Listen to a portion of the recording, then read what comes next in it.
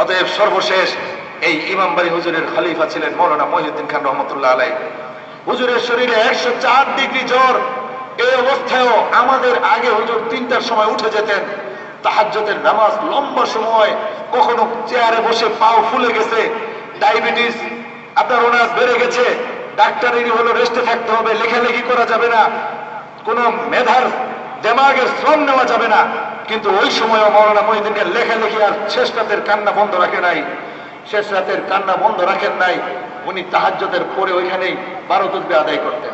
ফজরের নামাজের পরে আমরা শুয়ে পড়তাম, ঘুমের তাগাদা ছিল, দেখতাম হুজুর ওই হুজুরের চকিতে, হুজুরের খাটে মশারির নিচে যে শীতকালে কম্বলের নিচে বা লেপের নিচে পাওগুলি ঢুকিয়ে দিয়ে পকেট থেকে ওই আপনার তাসবিহ বের করে 6 তাসবিহ আদায় করে তখন আপনার ঘুমাতেন, এর আগে ঘুমাতেন না। এ ছিল মৌলানা মহিউদ্দিন খান রহমতুল্লাহ আলাইহি।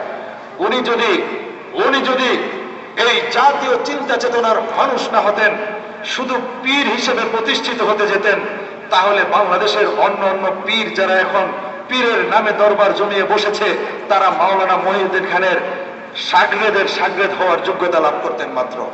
কিন্তু মৌলানা মহিউদ্দিন খান পীরের নামে হাতিয়ার বাজারকে প্রসারিত করতে চান নাই।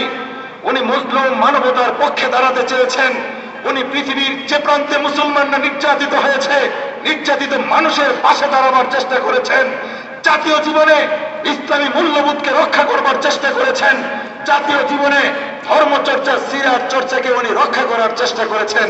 যার কারণেই যখনই জাতীয় জীবনে বিপর্যয় এসেছে, মৌলানা মহিউদ্দিন খান পাহাড় সমদৃঢ়তা নিয়ে উনি দাঁড়িয়েছেন। ঠিক না বেঠিক? যে সকল দেওবন্দি আলেম সংসদে যে কথা বলার সুযোগ পেয়েছেন, এগুলিও মৌলানা মহিউদ্দিন খানের চিন্তা চেতনার ফসল ছিল। এদেশের সংসদে মুফতি ওয়াক্কাস সাহেব, মৌলানা মুফতি ফজলুল হক আমিনী সাহেব, আমাদের মুফতি শহীদুল ইসলাম সাহেব, শাহিনুর পাশা চৌধুরী সাহেব, এই সবই ছিল আপনার আমাদের মহিউদ্দিন খান রহমতুল্লাহ আলাইহির জাতীয় চিন্তা চেতনার ফসল। আশরাফ আলী বিশ্বনাথ রহমতুল্লাহ আলাইহির চিন্তা চেতনার ফসল।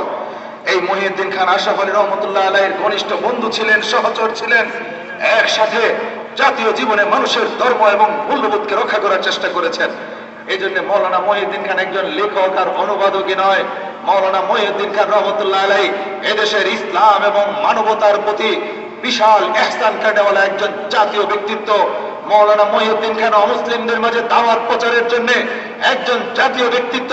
মৌলানা মহিউদ্দিন খান বাংলাদেশ থেকে রাবেতা আলম ইসলামীর মেম্বার হয়ে সেখানে সৌদি আরবে রাবেতা আলম ইসলামীর কেন্দ্রীয় আপনার অধিবেশনে সারা বিশ্বের মুসলমানদের পক্ষে কথা বলে বিশ্ববাসী মুসলমানদের জন্য ভূমিকা রেখেছেন।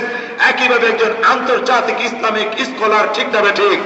অতএব আজকের এই সেমিনার মৌলানা মহিউদ্দিন খান সাহেবের বন্ধু আশরাফ আলী বিশ্বনাথ রহমতুল্লাহ আলাইহির প্রতিষ্ঠানের এই সেমিনার তখনই সার্থক হবে, তখনই কামিয়াব হবে, যখন আমরা প্রত্যেকেই এক একজন মৌলানা মহিউদ্দিন খান হওয়ার চেষ্টা করব। যখন আমরা আমাদের চিন্তা চেতনাকে ব্রড করব, ব্যাপক করব, যখন আমাদের চিন্তা চেতনায় কোনো ধরনের সংকীর্ণতা থাকবে না, একইভাবে ক্লাসে 1 নম্বর ছাত্র হব, জনদরদী হব, মানুষের দরদী হব, একইভাবে মুসলমানদের পাশে দাঁড়াবো এবং যে কোনো সময়ে ইসলাম এবং মানবতার প্রয়োজনে আমরা নিজেদেরকে পাহাড় সমান দৃঢ়তা নিয়ে দাঁড়াবো।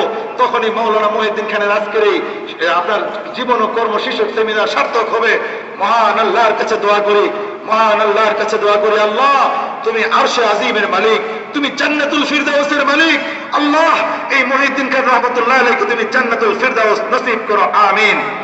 এবং আমরা যারা বেঁচে আছি সারা জীবন মৌলানা মহিউদ্দিন খানের আদর্শ নিয়ে, ওনার মতো চিন্তা চেতনা নিয়ে বেঁচে থাকার তৌফিক দাও এবং মহিউদ্দিন খানের অসম্পূর্ণ স্বপ্নগুলি আল্লাহ তুমি আমাদের দ্বারা পরিপূর্ণ করো। এই কথা বলে আমি আমার আলোচনা শেষ করছি। আল্লাহ হাফেজ। বাংলাদেশ জিন্দাবাদ। মৌলানা মহিউদ্দিন খান অমর হোক। আজকের এই মাদানিয়ার আলোচনা সভা অমর হোক, অমর হোক। আল্লাহ হাফেজ।